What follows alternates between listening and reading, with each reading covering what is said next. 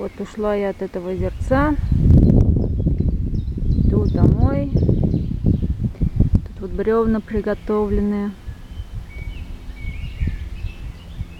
для мебельной промышленности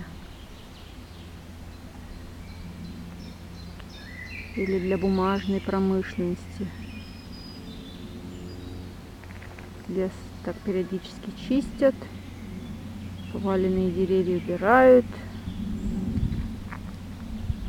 Вот сушатся, видимо, бревнышки. Эта дорога ведет к озерцу. Птицы поют. Немцы все сейчас гуляют, потому что жарко. А здесь так прохладно, уютно. Удивительно, но здесь нету комаров в лесу немецком. Что они делают? Видимо, опрыскивают или что? Ну, комаров тут нет.